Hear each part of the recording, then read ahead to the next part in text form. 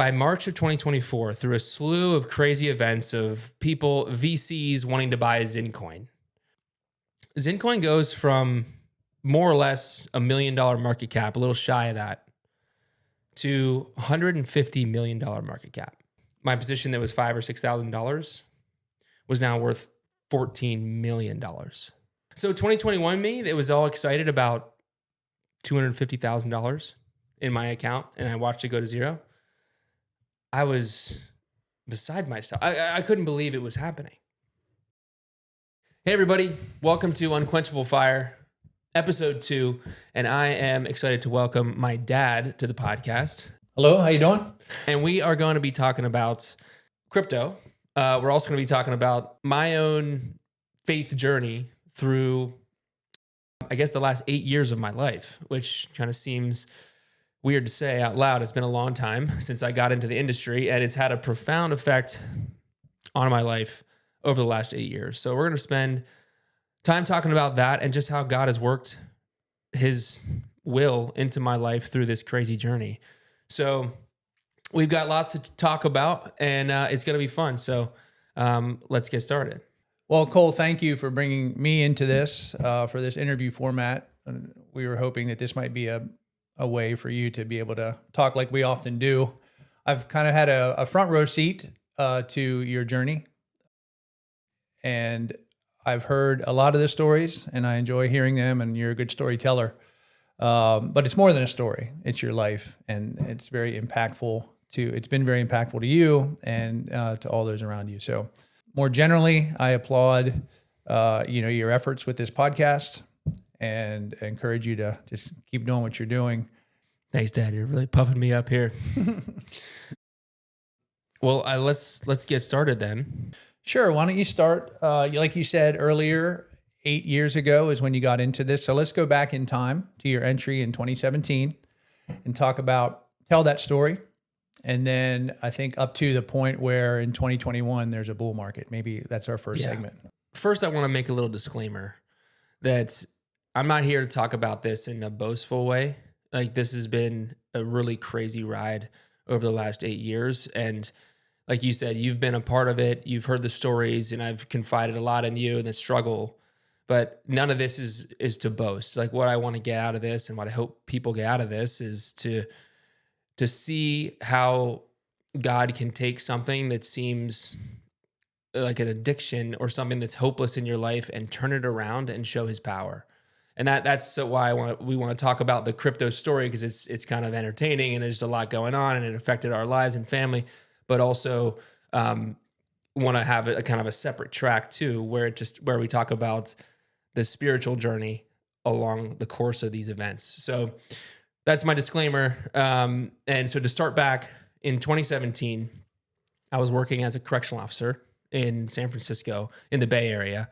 And I got into penny stock trading, and, I'm just sitting there. I was in maximum security for a long time. And then I got moved over to more of a minimum security wing in the jail.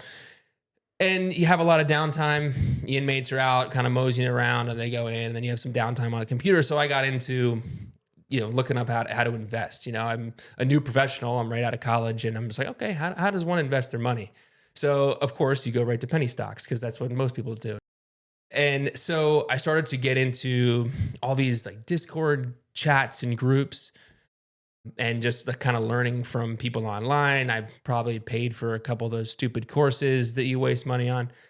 And that's how I got into kind of the investment mindset. I was like, okay, what am I going to do with my wealth? So that kind of what started that thought process. And then that was right in 2017, at the end of the year, when that was the summer of 2017, I started getting into that. That's when Bitcoin made its first big run from, I think it was $3,000 per Bitcoin to $20,000, right around there. And I remember all the guys in the chats that were, investing and way more into the industries than I was. They were talking about it, like, hey, did you buy Bitcoin? Did you buy Bitcoin? My friend just got really rich off Bitcoin. He just retired. He had so many Bitcoin, all this stuff. And then you start to play, okay, well, how do I buy it? How do I do this? And it wasn't really that accessible at the time.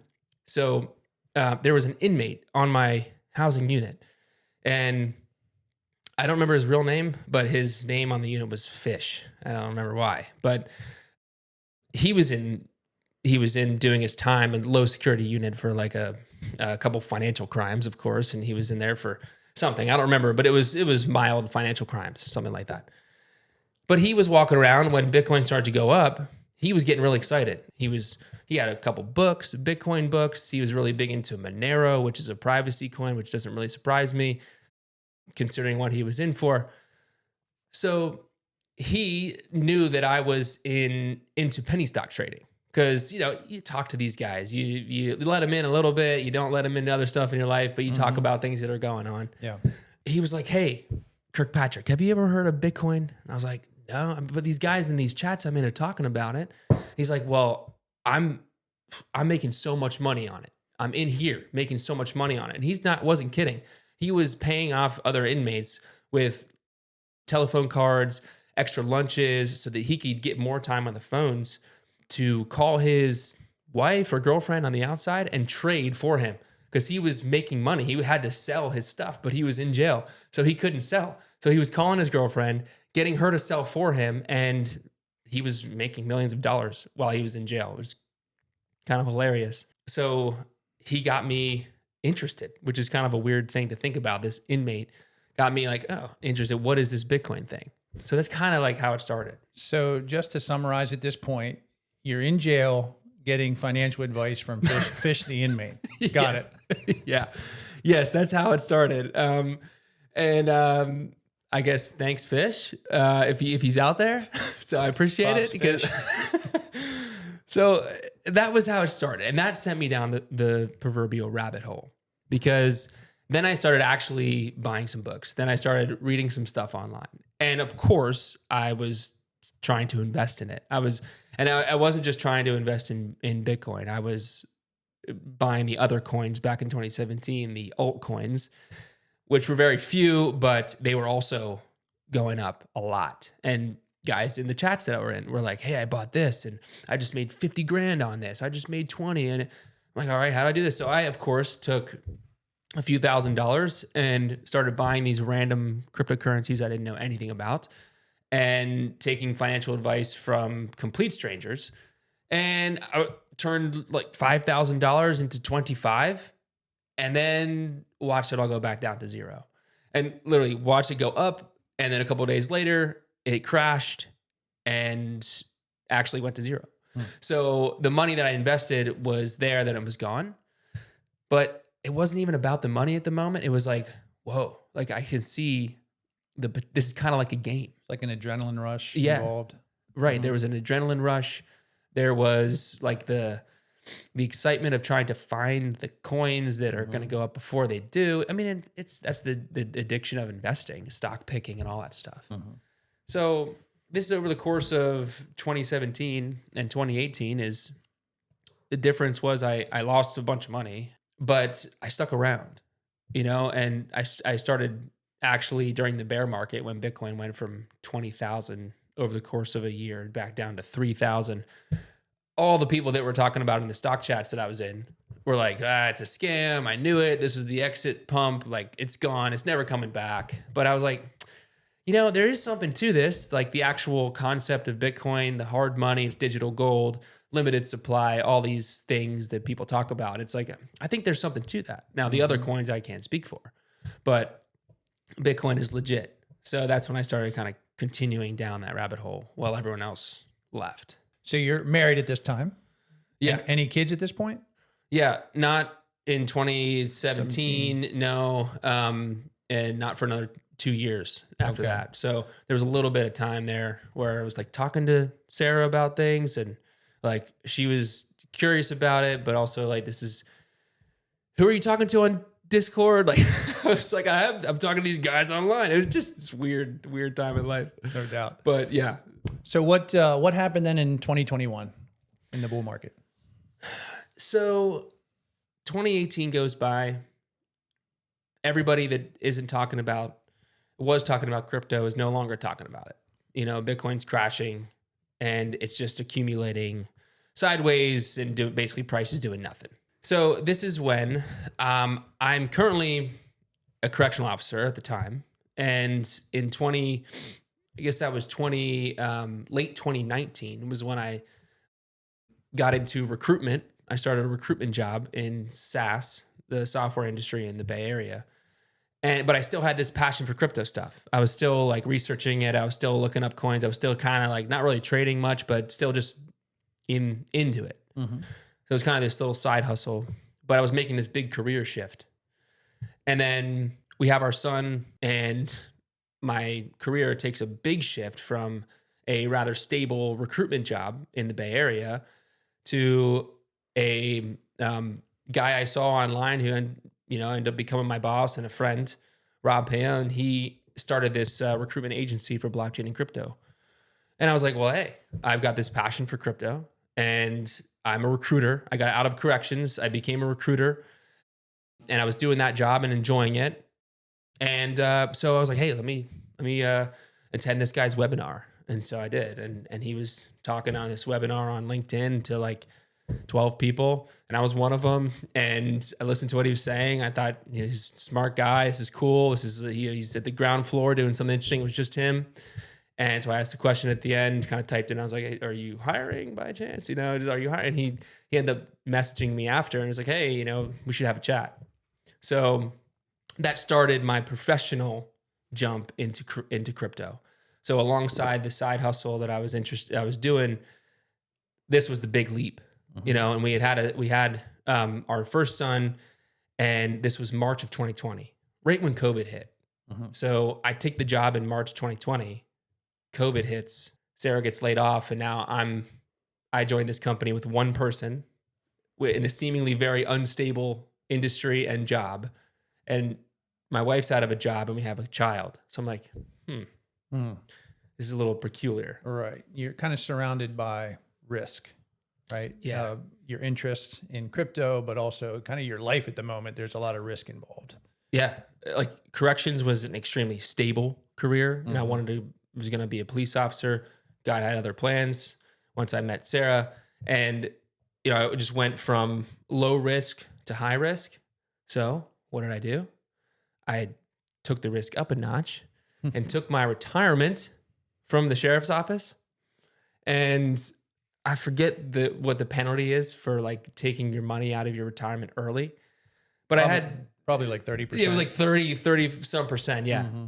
And I talked to Sarah. I was like, all right, I think Bitcoin was sub 8,000 or 6,000 or something. And I was like, let's ramp it up a little bit in my own mind. And I was like, hey, Sarah, I have an idea. Hear me out. I'm going to liquidate my retirement and dump it all into Bitcoin. What do you think? I feel like I was on Shark Tank, like just pitching.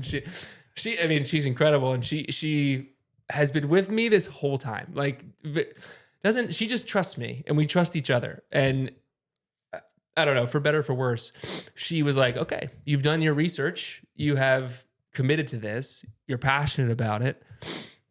Let's do this, And then COVID happened, and then she got laid off, and it was like, oh boy, where do we go from here? And at that point, my faith journey was relatively non-existent.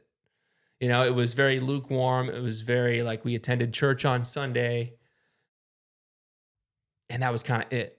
We weren't building our marriage on a foundation, that was of the Lord, so to speak. We were very much like career driven. We had our son, and then trying to just deal with all the stuff that was going on. We were very distracted, very much like, what are we doing with COVID and this and that? Where are we going to move? Right. So we're coming up to then when things kind of materialize in crypto, right? Yeah. For you, opportunity comes knocking and you answer. Yeah, exactly. That once summer of 2020, we moved back east to Philadelphia, and this is when things start to really ramp up, as far as like the obsession and the addiction. And it didn't help that my career was tied to the industry as also. Like I was in it professionally. I was working, hiring for companies, learning about companies, but then also I have this money that I want to, invest, and I want to try and make it for my family. And that's where the seed was planted. I got into this project, this DeFi project, early on in 2020. It's called Thorchain. And sorry to the non-crypto people, that's not going to sound like anything, but it's just a tiny it was a tiny project that ended up becoming this very successful project that's still around to this day. This is back in 2020. And that was my first big investment. That was my first big, hey, I'm going to put money into this and I'm going to, learn about it. I'm going to see it through. I'm going to hold this bag until, hopefully it goes up and it doesn't go to zero. Mm-hmm. So in the meantime, I'm in my own mind, I'm trying to balance out how do I fight the feeling of then the soon obsession to make money for the sake of my family? How do I justify that with actually being present for my family? So it became this back and forth over the course of the better part of 2 years. And as the bull market raged on, like you said, in 2021, when opportunities were infinite to try and make money, because at the end of it, during those times, things get pretty silly. Everything goes up. That was the challenge. And that's what I really struggled with. Do you care to quantify that at all in terms of numbers, or not really? Yeah. And I want to talk about it in that way because I want to put numbers on it, not to sound, again, boastful. It's more to show the power that this had on me. And how I was conceptualizing making $50,000 in a day. Mm-hmm. I don't want to boast in this. This is just to say, like, I understand the people that are out there. This podcast is for the people that I've been alongside and with on crypto Twitter and in the groups that I'm in and the people that I've met and become friends with. Like, I know how it feels. And that feeling of depression when you make a bunch of money and you lose it, or you missed an opportunity and you didn't make it. Like, I know that feeling, And so the big moment was back in 2021. This is my first big experience. And at this point, I had made probably close to $300,000 off of an investment of like 30,000. So I had 10x my investment and I was riding pretty high. I was like, this stuff's easy. Mm-hmm. Like I got this, and I'm thinking to myself, like, what can I do with $300,000? I can change my family's life. We're living in a small little townhome in Philly, that's nice. We want to have a bigger family. I'm thinking, okay, like maybe I could retire when I'm in my 30s. And you start playing these games. And back in, I want to say it was May 2021, that fateful day when Bitcoin crashed in a big way. And there was an exchange at the time called FTX that all the crypto people will know, and ended up being this big scam that Sam Bankman-Fried got thrown into prison for, all the stuff, right? But there was a day that, for whatever reason, Bitcoin crashed from 43,000 to 30,000. So a 30% drop in a day, or it was in a day or two, or a handful of hours. It was pretty quick. Like an asset at that market cap dropping 30% is a lot. And it just flushed out a ton of leverage. And you guessed it, I was levered up big time because I was trading on leverage, which is basically I'm borrowing money to increase the size of my trades. So let's say, I think at the time I was trading on an account that I put $10,000 into, and using leverage, I was borrowing money to be able to trade that $10,000 into, basically my starting capital was now 100,000 when I would take out extra leverage and borrow money to trade with more, right? So I had taken the profit from that account.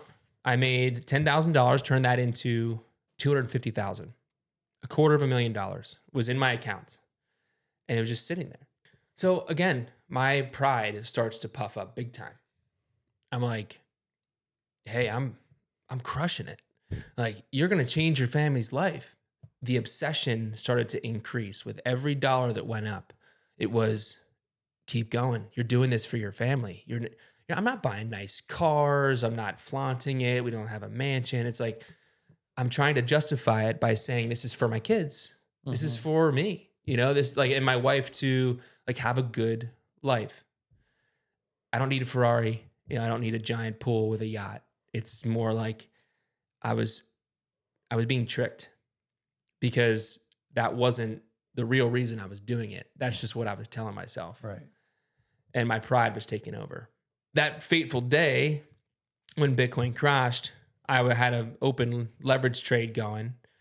There was basically my entire account on the line, and I got liquidated. No one expected Bitcoin to drop 30% in a day or two. And it was a super volatile day. And getting liquidated basically means that money that you borrowed gets clawed back because you mismanage your trade, and everything gets taken to zero. Like, not just the money that you put into the trade, but your whole account. So I put $250,000 on the line because I was high on making money, and I was like, oh man, I took this account from $10,000 to $250,000. I'm invincible. That day happens, and within 10 minutes, when price dropped below my liquidation line, it was gone. All the money was just slowly, I could see it on the computer. I was sitting there. This was at like 9 a.m. And I'm working at my house, and I'm like, I wanted to throw up because I just saw the money I had $250,000 in the account, and it was gone. It was zeroed out. And I remember just sitting there looking at my computer, and I felt like a complete imposter. I wanted to throw up. I called my boss, who's also in crypto. He understands. He gets this stuff. I called him. I said, Rob, I'm sorry, but I just lost all my money, and I need the rest of the day off, if that's okay. He was like, hey man, go for it. Like, I totally get it. Go for it. Take the day. So I go downstairs, and in my mind, I'm like, all right, what do I tell Sarah? Good luck with that one. I'm like, what do I tell my wife? Because hilariously, the weekend before, we were in like New York, hanging out, having a good family weekend, and the was it the Kenny Rogers song? You never count your cards while you're sitting at the table. Or you don't count your money when you're sitting at the table. Well, that's what I was doing. I was talking to Sarah like, hey, I have this much money in my account. What do you want to do with it? What should we do with this? Like, this is crazy, right? And we were, as a family, like we could invest it in, we could diversify. We could pay off our college debt. And then the very couple days later, my Monday or Tuesday, whatever day that was, that's when I lost it all. So I started counting my money, and it was gone. So Sarah, in her mind, and she's great with it, she's like, it's not real until it's in our bank account, which rightly so. For this reason, I come downstairs, hat in hand, and I'm just like, Sarah, I got to tell you something. I'm like shaking because that was the most money I ever had. And I was like, it's all gone, like actually gone. And I was like, I lost it all. It's all gone. She's like, what? Yeah. Like, yeah, I just got liquidated for everything. And she was like, that's like, I told her the story, and we just hugged it out because all my hopes and dreams of the future that I thought I had created were had just vanished. And not to mention, that was like that was rock bottom, so to speak, for me at the time, with like, you got to turn the ship around. You're way, way in too deep. I'm sitting there on my phone at the dinner table. I'm changing Wyatt's diaper, and as soon as I get the diaper on, I'm pulling my phone out. He's playing with trucks and cars on the floor, and I'm on my phone. Hey, I got to just check this. Hey, I got to check this price. Hey, sorry, I'm just 1 second. That 1 second turned into 10 minutes, turned into an hour, so I was like missing time with my family. And it started to affect my relationship. So sure. Yeah. And I remember both that specific event, because I talked to you maybe that day or the next day, and you had told me that you had asked for the day off. And I know that was a real low point for you at that point in time. And when we were with you, we would also, we being my wife and I, we would see what you just described, that you were very much attached to your phone, always checking where things were and so forth. And, it wasn't, you were still a great husband and a great father, but it was a noticeable thing that was part of your life and something we were, privately concerned about. So just from our perspective, Yeah. Did you ever consider talking to me about it? Yeah. It's a tricky thing, It definitely is. And I think, as your father, I probably should have more than I did, if I did at all. It's a delicate dance as a father, that you don't want to impinge on the relationship you have with your son as things are going well. But I think there's a lesson to be learned there for me, that there's certainly things more important than some sort of good feeling you have and good relationship you have. I mean, a good relationship is one where a father's going to say, "Hey, son, I do notice this going on, and how do you feel about this?" Or just bringing it to light and having a conversation about it. Yeah. And I appreciate that. I feel like that was just when we had moved back to the East Coast. We were seeing each other more. Like we were seeing you and Mom more. You guys were coming to Philly more, and we were coming back home more often. And we had stayed with you guys while we were looking for our home. And like our relationship was kind of reforming from right. Like we were from a father-son relationship to like a friend and a father and a son. It was just kind of this blossoming, and that was the year it was just getting started in my mind to like where we are now. I feel like we're friends, and we can talk about anything. So at that time, it's not surprising. The reason I was curious, like, it's not surprising that you didn't say anything, because I feel like if we had the relationship we do now, that you would have said something, be like, "Hey, Cole, you're looking at your phone a lot. Like, what are you doing?" Like that's so different than just a few years ago when it was more like we were just getting to know each other again as adults, right. With family. Yeah. When I had my own family. What year was I in? Well, that was 2021. That was 2021. Yeah. Yeah. So, I mean, anything else you want to reveal about, what at this point, you've said quite a few things that I think are profitable for any listener, about any other moments of clarity about this whole endeavor with crypto, either about the endeavor itself or about you that you wanted to bring to light before we get into the next phase? Yeah, that cycle, the 2021 cycle, that was I wish I could say like that was where it kind of peaked my obsession and addiction. And I think that was the worst of it. The difference in the next cycle, like 2022, 23, 24, those years, is God was working in my life, and he was working in my marriage. He was very much active in, when looking back on it, like protecting me from what was to come. It was like 2021, that whole saga was just the appetizer for what was coming in the subsequent years, in 23, especially 24, with ZynCoin and like starting a cryptocurrency project. And so it was the years between 2021 and 23, just kind of coming out of that addiction phase. Like it took Sarah and I some pretty hard conversations for her to, and bless her for this, to say, "Hey, we have to figure this out.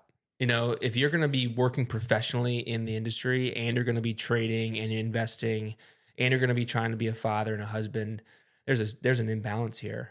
And I think that was God's way of saying, like, wake up. You can't justify it by saying, "Oh, I'm doing this for you," because that's what I would say. But Sarah, I'm doing this for us. I'm doing this for you. I'm doing this for our kids. And that makes it sound like it's noble. But in fact, it was just eating me from the inside out and completely blinding me to anything eternal. I had no desire to pray or talk to God about things or read scripture. We weren't even attending a church. while we were living there. So I would say I was a spiritual low point for me as well. And kind of, that was the spiritual low, and it turned around slowly in 22, 23, whenever we got back to where we live now. Okay.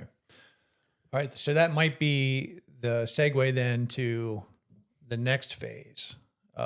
Let's say late 2023 into the ZynCoin saga, if you will. Yeah. So maybe you can talk about, well, you just talked about where you are spiritually at this point. Yeah. But maybe talk just a little bit, considering your audience. I know there's a full range of listeners, but what is Zyn? What is ZynCoin? And then tell the story, the highs and the lows of what comes next. Yeah. So Zyn is a nicotine pouch that's really popular, especially with in the United States, with a certain demographic. I think it's like 21 to 40-year-old men. And it's a pouch you put in your lip, and it's like a nicotine patch, but it's in the form of a pouch. So, and it just boomed in popularity, and it's kind of created. It's got this cult following. Is the pouch scene, especially Zyn, has this very cultish following where it's like kind of frat bro, finance guy, funny demographic, athletes for sure, celebrities even like musicians. It's super popular because people don't really smoke anymore, smoke cigarettes as much, and vaping is like people have discovered it's pretty bad for you. So and just smoking in general is a lot less popular. So these pouches are a really good alternative for people that want to get off tobacco, especially like chew and even smoking. So they're very useful in that sense, and it's just nicotine and some flavoring. So, jury's out on whether or not that's good for you or not, but it's better than sucking down cigarettes. So anyway, over the course of the last few years, it's become really popular, especially with the younger demographic, the same demographic that's gets really interested in crypto. So before I get into ZynCoin, I actually did want to mention this, and I'd forgotten, is that when I first started at Proof of Talent, I created a Twitter account, and crypto kind of lives on Twitter, or what was known as Twitter, now X, and that's kind of where the community is. It's not really on LinkedIn. It's not really on Facebook. It's not really on Instagram. It's just Twitter for some reason. So I started to build an audience there. I started to gain a following there. Aside from my addiction to trying to make money, I was also trying to gain influence through following. So it was kind of a double-edged sword there. I've never and will never and have never taken money from a project or any coin in exchange for promotion. Like everything that's on my Twitter account is all just me trying to find my way as an investor and doing things that sometimes are really dumb, sometimes are really good in public. That's what my goal was. And over the course of time, like people appreciated that about me, where in the space of crypto, for those of you that don't know, there's a lot of people that take promotions, take money to promote coins, and then they dump on their followers, and then they dump their bags as soon as they can. So it's very scammy in that way in some respects. Like it's not all that different from finance when you really get down to it. The same kind of characteristics of that, stock picking and Substack writers and subscribers and stuff. But anyway, it became this other game to say, okay, I can get some more influence. I wasn't one to dump my bags on people. And that's the only reason I really gained my influence on Twitter, because this is important going into ZynCoin because of how it started. But people kind of like respected, I guess, the way that I grew my following, because I wasn't intentionally scamming people. I wasn't dumping on them. I wasn't profiting off them. I was just making my trades in public, and some were good, some were bad. And I also had some family content on there, and like I'm just trying to be myself, but I was also trying to like gain some influence in this industry that I was working in and spending a lot of time in. Yeah. So you gave people a glimpse into your personal life a little bit, which I think people appreciate, that genuineness. You said some hit, some didn't, but you did seem to have a knack for it, investing and so forth. And you've mentioned coins a couple times here. Why don't you, before you get into ZynCoin specifically, just talk for a moment about meme coins and what they are? Yeah. So there's Bitcoin, the king of them all, and arguably the only like really serious one. And there's a couple others that are pretty substantial, Ethereum and Solana and a few others. So underneath all that, where the speculation really gets frothy and exciting is in this cycle. Like in 2021, it was NFTs. Everybody was into NFTs. You had celebrities doing NFT drops, non-fungible tokens. It's not really that important what they are. It's more just like there's a craze for each cycle. And that's what people really latch onto. That's what retail investors usually latch onto, is some sort of craze. And the craze for this era of the bull market is meme coins. So you've got memes. Like Dogecoin is the most popular meme coin that's been around actually long before this cycle. But everyone knows that one. It was kind of the original meme coin.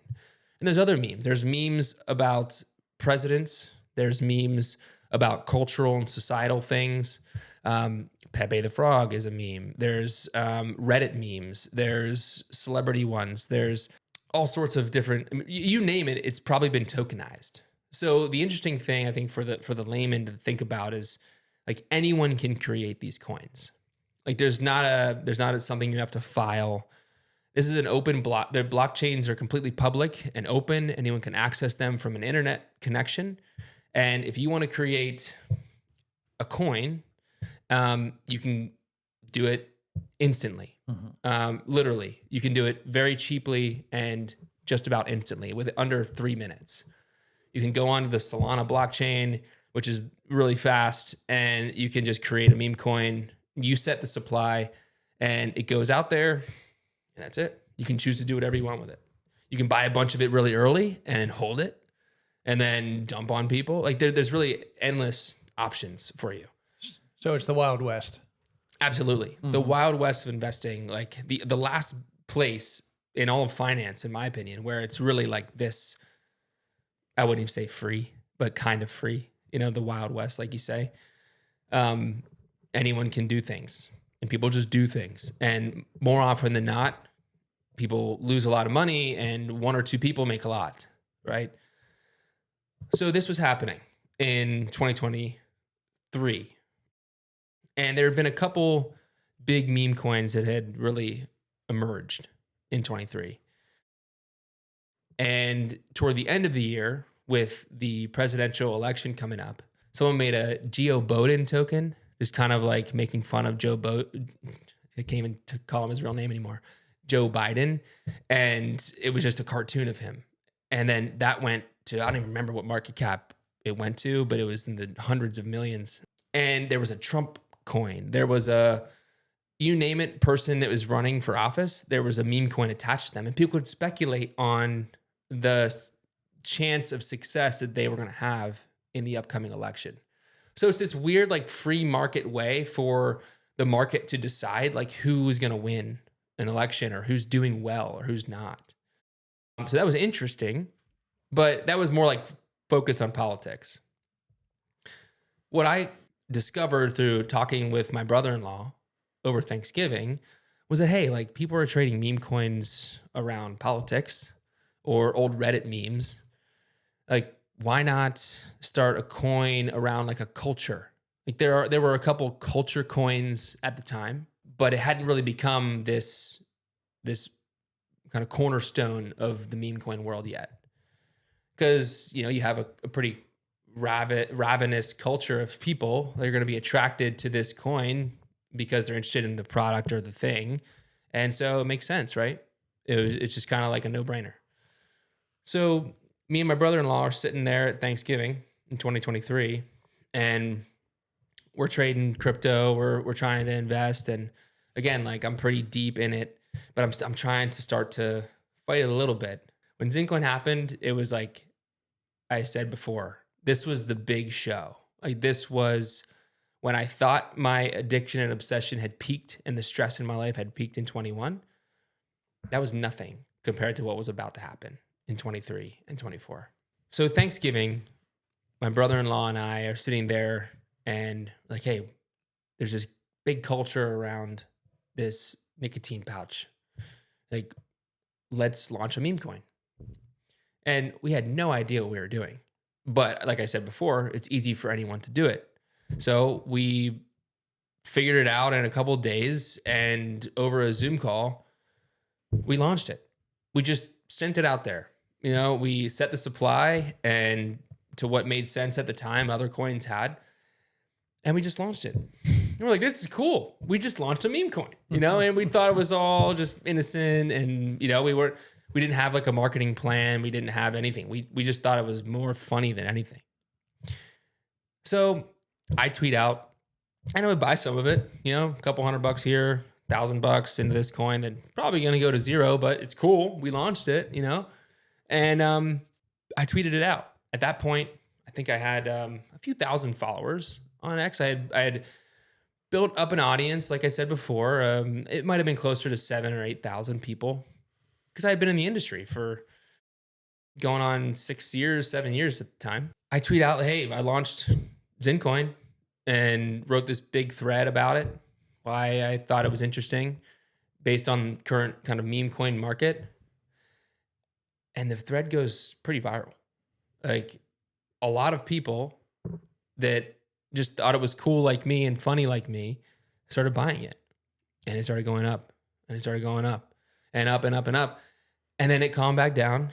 And then I was like, all right, wait, there's something. Maybe we should get a marketing plan in place. Maybe we should create a Telegram group and have people be able to join it and talk about the coin and like what we want to do with it and stuff. But nothing really happened. This was November 2023 when we started it. And through December, January, February, it kind of traded sideways. Nothing was really happening with it. I was kind of tweeting about it, I was becoming like the face of the coin, which is a dangerous thing to do, as we'll find out soon. And then in March, something crazy happens. Zyn, the product, starts to hit the press. People, I think there's a couple articles by like The Guardian and then Times and Wall Street Journal. They're starting to talk about the culture behind the product. And it's like everything from, the alt-right uses this new nicotine pouch. It's like, there becomes this meme of, conservative, red meat eating, young white males and Zyn. It's just this kind of takes over. Like what this culture, this ravenous culture of young men have taken over this product and made it kind of their own brand, right? So that's in March 2024. That's when things get nutty for ZynCoin, because the meme market is starting to take off.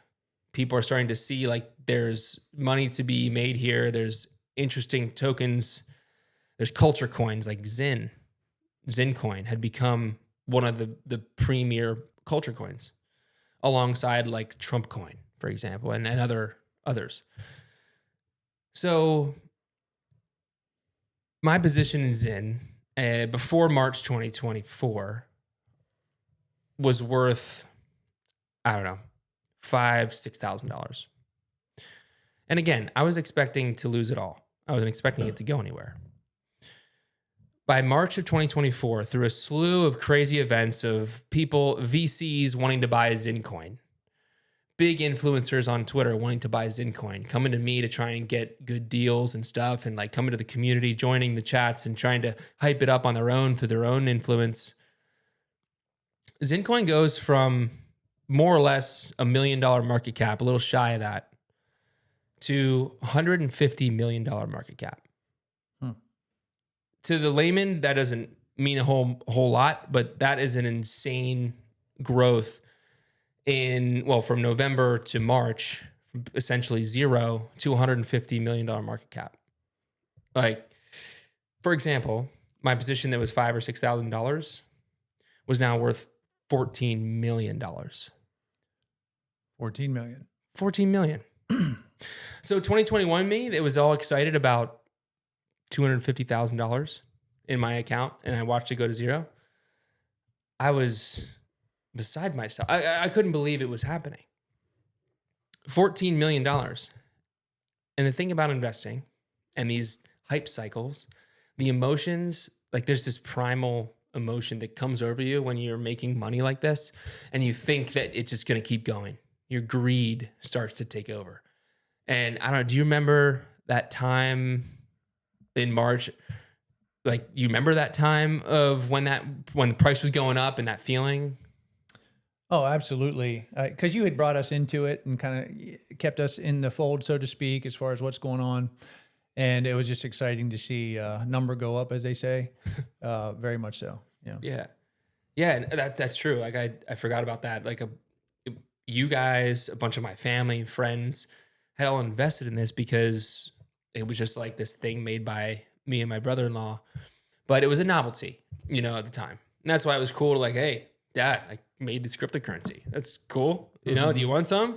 I was like sending it out to people for free. Just be like, hey, just have some, it's ZynCoin, it's whatever. And that feeling, that greed, when that takes over, when you see number go up, nothing else makes sense. Like that addiction that I was explaining back in 21, that was just child's play compared to the feeling of $14 million. That's like retiring. I can retire and do nothing the rest of my life. And it all happened so fast. It was within like a few days. It was, it hit $1 million market cap. And then all of a sudden, boom, within a week, I think maybe a week and a half, it had reached 150 million. So it was like worth sub a penny. And I think it peaked out at 18 cents at that time in March 24.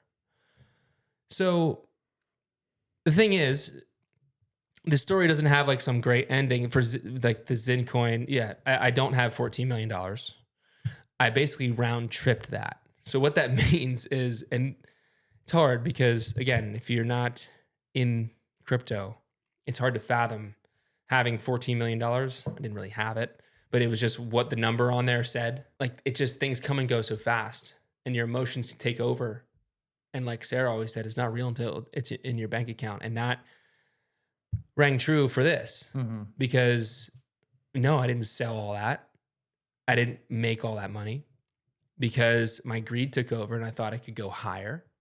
That $14 million, I watched it go down to 12 and then 10 and then 8 and then 6 and then 5. And just over time, as I'm continuing to try and work at it and build the community and build the brand and all this stuff, I'm just watching that net worth go down and down and down while not realizing the gains, while not selling, because I had this moral conundrum. Like, wait, I started this. I can't sell on everyone. I can't dump on everybody, like my family and friends. And what about the people that have followed me for years that just bought this because they kind of know me from being in crypto?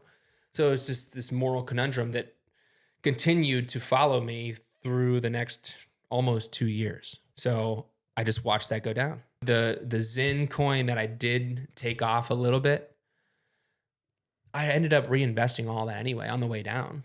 The small amount, the small percentage of that I sold, I ended up buying the dips and trying to get it going again. And all that money that I had made went right back into it and it was gone over the course of a year and a half. But as you know, like there's a lot in between of what happened. And that's where the stress levels went way up. So there was probably a seminal event that occurred in that period of time that you might want to touch on and talk about a little bit. Just a little bit. One of the most stressful things that has ever happened to me, I think. First off, like I'm just trying to do right by this story and do right by what I was experiencing in the moment. This is not to say anything bad about the makers of Zyn, or anything like that. This is just like they're doing their thing. So we created this coin that has the name of a popular item in it. And so sure enough, the makers of the actual nicotine pouch reached out to me. And they didn't just reach out to me, they sent me a cease and desist letter. They mailed a letter to my house and they emailed it to my email, my personal email. And actually, there's a good story to this. That was on my birthday of 2024. On my birthday, I received that email right as Sarah and I are about to walk out for my birthday dinner. And right before I left, I just wanted to check price one more time. And this is kind of hilarious. I think God has a really good sense of humor. And so I wanted to check price on something one more time before I went out to dinner and turned my phone off, and just like was able to sit there with Sarah. I checked the price one more time and I got an email. I was like, weird. An email at like 7 p.m. All right, I'll check it. So I check it. Sure enough, ZynCoin cease and desist. Right as I'm about to walk out the door to go to dinner for my birthday, my heart sinks. I'm like, oh no. So we go out to dinner and I tell Sarah, like, you won't believe the email I just got. And I said, I just got a cease and desist from the makers of, the nicotine pouches, Zyn. And we just laughed it off for a second. Like, we just laughed it off. That was the only time I really laughed. After that, it was like, I want to throw up. Because it seemed unreal given the scope and scale of the company and that they're reaching out because of some meme coin situation. So that kind of contrast really was laughable, at least for a moment. Yeah. I mean, and it still is, like, from a 30,000 foot view, yes. You've got this meme coin created, basically in a garage essentially, and then it reaches this huge peak with tons of people, thousands and thousands of holders of this coin, and then it's all over Twitter. It's a public, very public thing. So, yeah, it was funny for a second until I realized, like, I read through the letter and it was very serious. It wasn't like, hey, this is cool. Nice job, bro.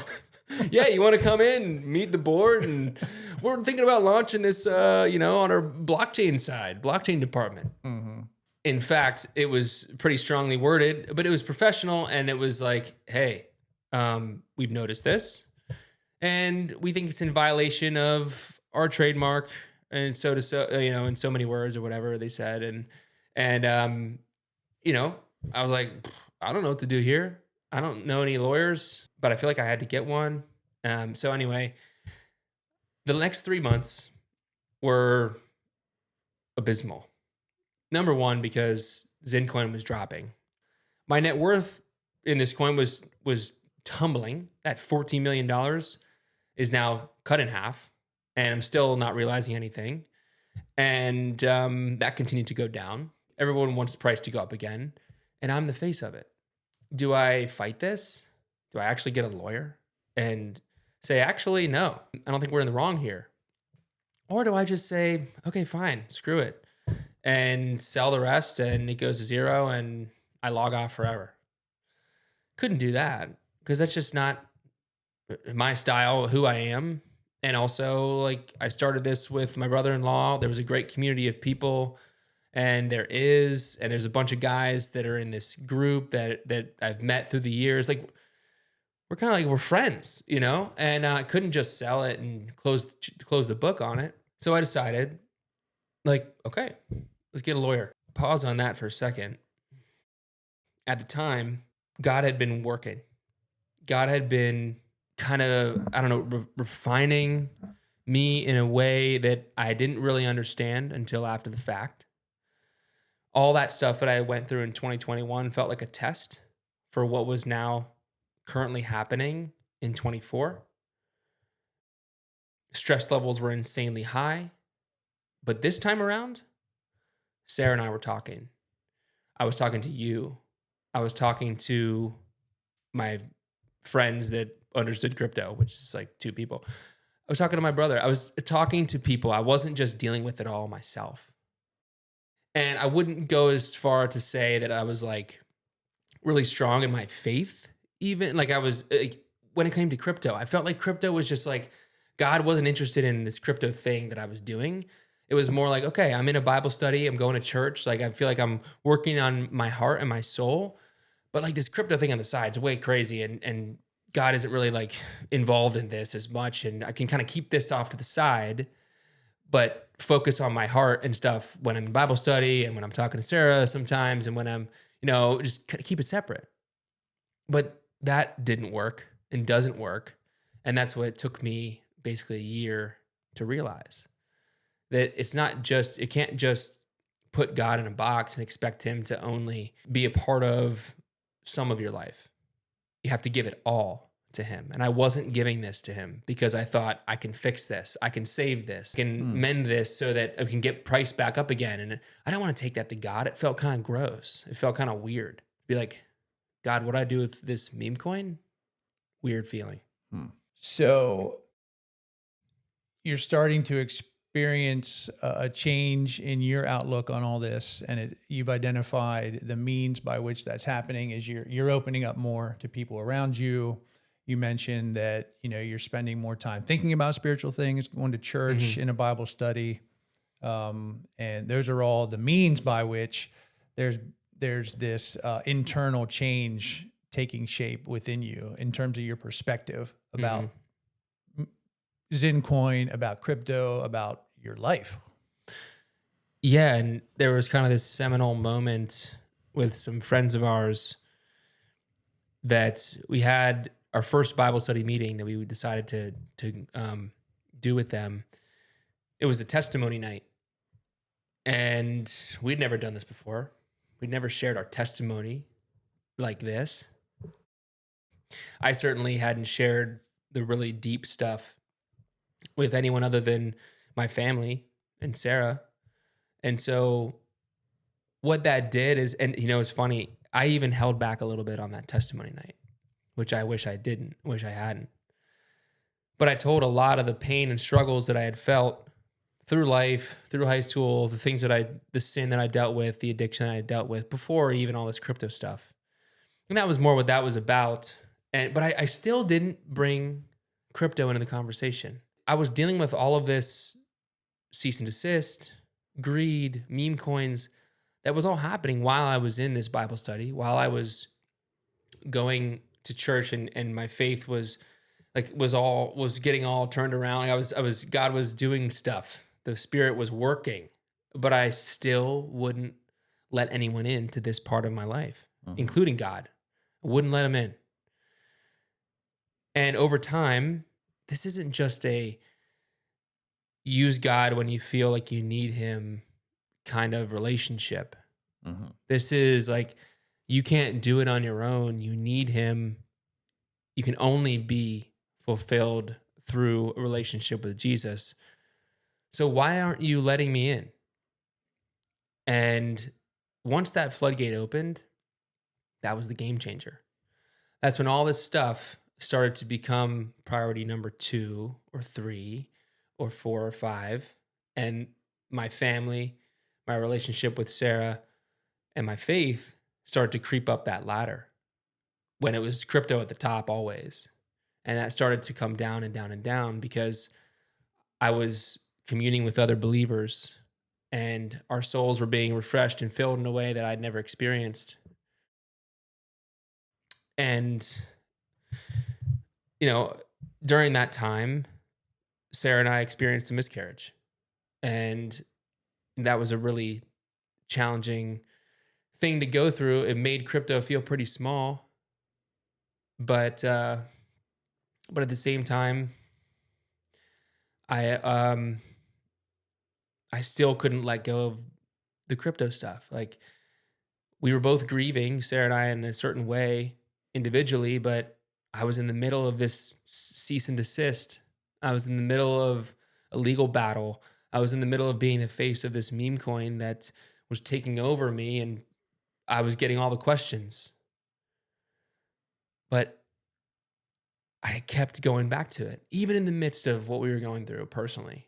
I just couldn't let it go. I couldn't let people down, and I wanted to continue with it. So even in that grief, I was still being selfish, and I was still putting my own desires first because I felt like it was not more important, but I couldn't just not answer my phone, answer my messages. But man, what a mistake that was, and no one knew that. But that was a big part of the story, Mhm. you know? It goes back to what you were talking about earlier, where you almost were living two different lives simultaneously and you had compartmentalized a bit. Yeah. So you had your personal and spiritual self and life, and then you had this other component to your life with crypto, and you were at that point keeping them separated. Yeah. And coming now at this point in our timeline to realize it's a binary. It's all or nothing, right? You can't have it both ways. You can't have one and the other. You know, your spiritual life, your relationship with Christ has to permeate everything in your life. Yeah, and that's by far the biggest learning. And it took a long time to bring those two separate tracks together. And ultimately I had to just I had to give up. Um I don't know if you remember, I don't even remember when it was, but there was a night you and mom were over for dinner. Um I think it was just late in 2024 at some point before Christmas or something. You guys were over for dinner. And it was when a lot of the cease and desist stuff had seemingly cleared up, but there was a lot of stress. And then all of a sudden they came back for another reason and stress had heightened again. And I was like, I can't do this again. And I just remember being like feeling physically ill and just mentally exhausted. Mhm. And I was like pale. And you know me, it takes a lot for me to get to that point. Right. But I remember mom just come up to me and just being like, "Are you okay? You know, like what's wrong?" And I remember just like that question from mom at the moment just brought up a well of emotion of like a year plus of dealing with insane stress that I had never thought possible. Just having it come from mom was just like, I lost it. That was my rock bottom. That was my rock bottom of like, I am way over my head and I can't get through this without something supernatural. And I know what that is, but it's time to let it in. And that was the moment where everything started to turn around. Not everything was ZynCoin, not everything with crypto, not everything. What started to turn around was my heart. The awareness that God had put in me to say, you're too weak for this. Like you have to open up your hands and surrender to me. And then I will help you. Because I just wasn't doing that for a long time. And that was the moment where it all turned around. And I mean, slowly but surely that ship started to turn. And I would start to feel this peace that like it's not all about the money. It's not all about what I'm doing in this industry. And I'd never felt that because for going on 8 years before that, that's all it was about. Well, you've already made some applications, some really good ones about your pursuit of wealth, stability, and those sorts of things in this life, kind of juxtaposed against your spiritual Yeah. journey. Yeah. So, Yeah.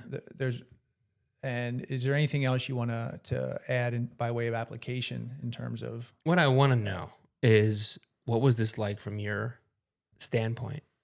You know, in those later months in 24 when I was visibly just stressed out of my mind, and because you were around for that, I was talking to you a lot about it. We were confiding in each other. Like I was making you aware of what was going on and updates, and like, what was that like from your side? Mm-hmm. Well, it was an obvious change in you in terms of your disposition.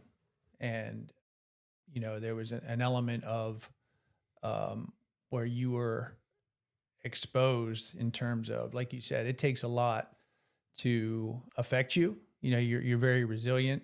you have an ability to focus in on something and then just get after it. That's a great gift to have.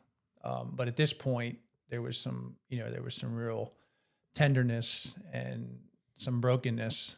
And this was something that your mother and I would pray about, as we do pray for all of our kids and grandkids and so forth, and knew that you were going through this.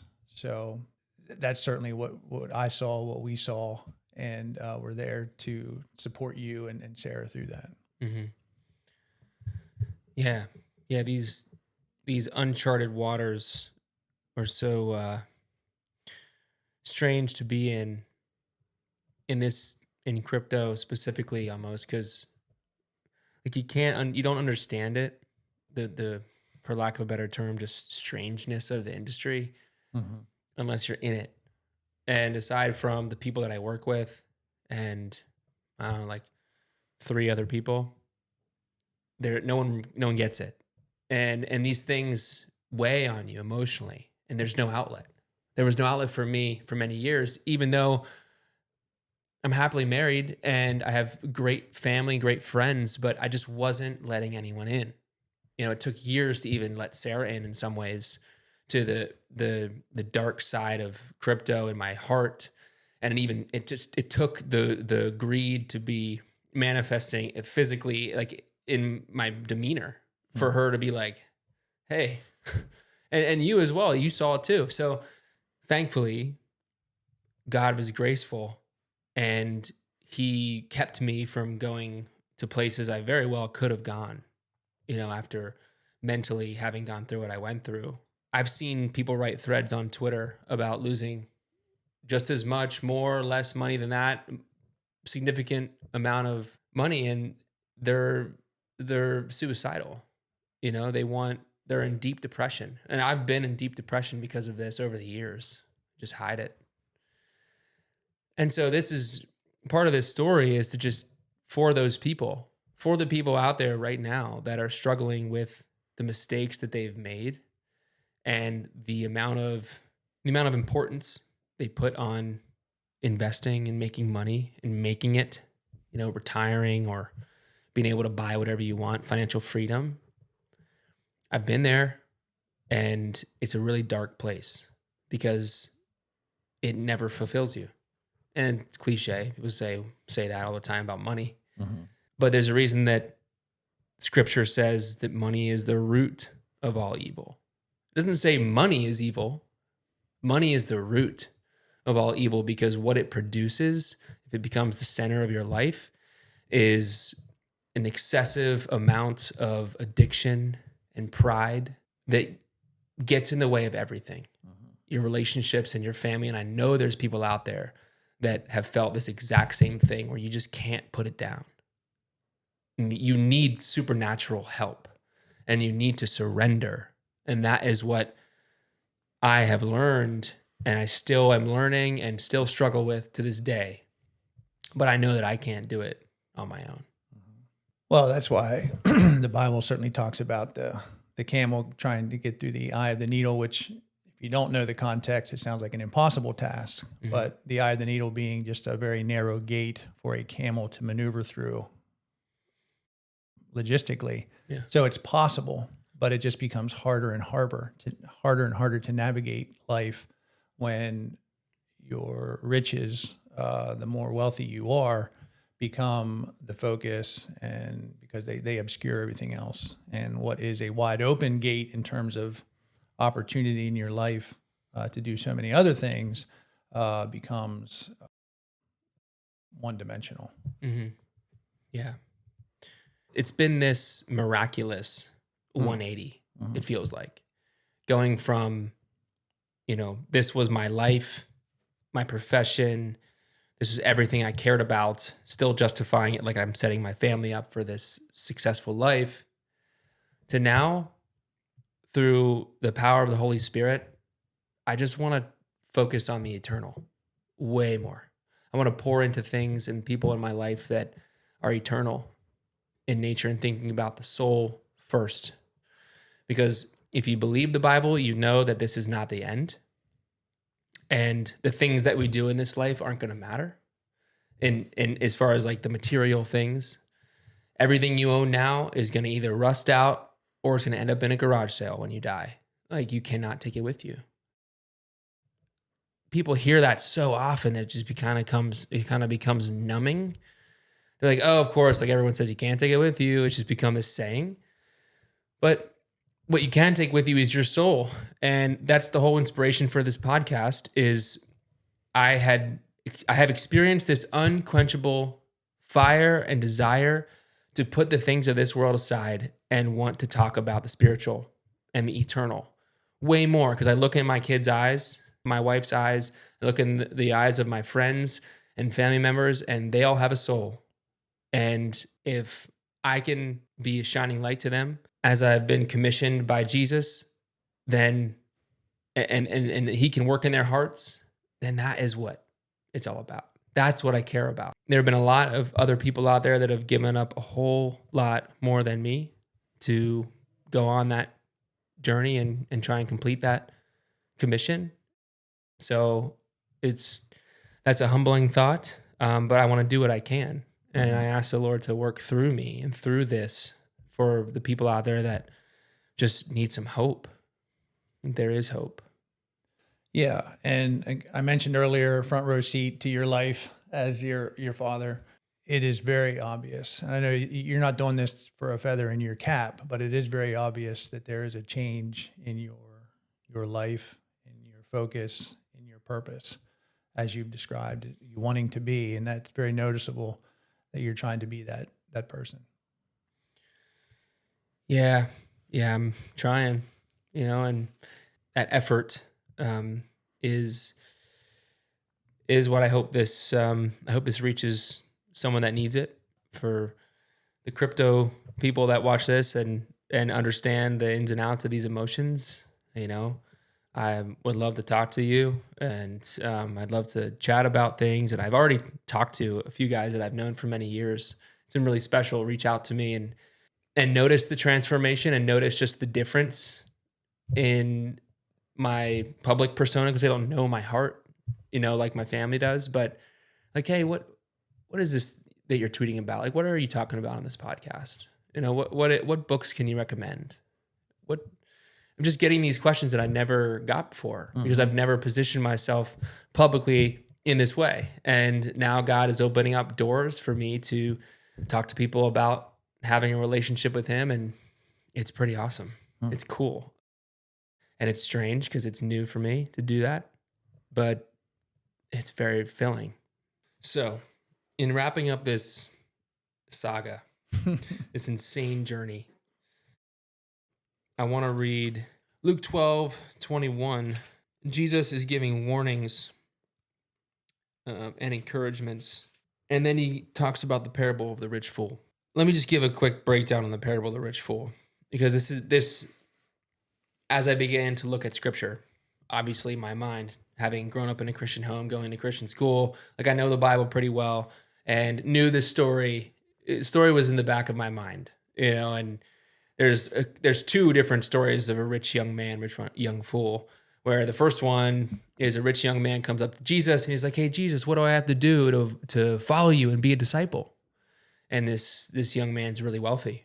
And Jesus says, well, go home, sell all your stuff, everything you own, come follow me. And he walks away sad because he can't let go of his wealth. That's how I felt for a long time. And this other story in parable in Luke 12, parable of the rich fool, Jesus is speaking to a crowd, and he told them this parable. There was a rich man. He was super wealthy. And the rich man said, I have all these barns. I have so much stuff. I need more barns. So he tears down his old barns, his small ones, and he builds bigger ones. And he's like, look at all this stuff I've got. And I think he even says, in verse 19, and I'll say to myself, you have plenty of good things laid up for many years. Take life easy, eat, drink, and be merry. Hello, 2021 Colton. That's me. Hey, I got all this money. Like, let's take life easy. Let's just see what we can do with it. That was me. Next verse. But God said to him, you fool, this very night your life will be demanded from you. Then who will get what you have prepared for yourself? Who's going to get your stuff if you die tonight? That's what God says to him. Verse 21, which I wanted to get to, says, "This is how it will be with anyone who stores up things for himself, but is not rich toward God." That parable encapsulated who I felt like I was throughout most of my experience in crypto. Going from a correctional officer in a relatively stable career to having wealth on paper and having wealth in life, but never giving the glory to God, never reflecting on it spiritually, and locking that up in a box, keeping that away because I didn't want to face it. It was just this slow burn of exhaustion and stress, realizing that I'm going down the wrong path and it's going to end up destroying me if something doesn't change. I guess that's the challenge. Mm-hmm. The challenge is to ask yourself, where am I storing up my treasure? Where am I storing up my wealth? What's the priority in my life? God demands that he's the priority in our life, like the number one spot above all things. Not just money either, like your family and your spouse. And it's a hard thing to grapple with, but that's what it takes, and that is the challenge. That it's easy to be enslaved to other things, enslaved to the game, to making money, to making it, to thinking about this world, and that's what I struggled with for many years. Yeah. And while it's a heavy topic, it's an easy thing to assess. If you do want to be absolutely honest with yourself, just ask yourself, okay, what am I investing my time and energy into? What are my values and purposes aligned with? And see what the answers to those questions are when you're truly honest with yourself. And that's the answer to your question. That's where your priorities are. Yeah, exactly. So to wrap all this up, first, thanks for joining.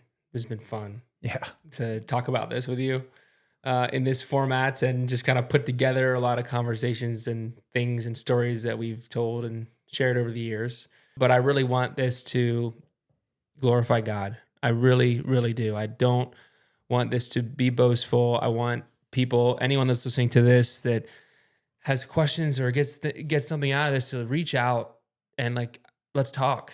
It's not something that you need to go through alone, because trust me, I've been in crypto long enough and experienced enough to know every single feeling that you're feeling. And that's what I really want to get across with this. Thanks everybody for watching and listening. This is episode 2 of Unquenchable Fire, and tune in for another episode coming soon.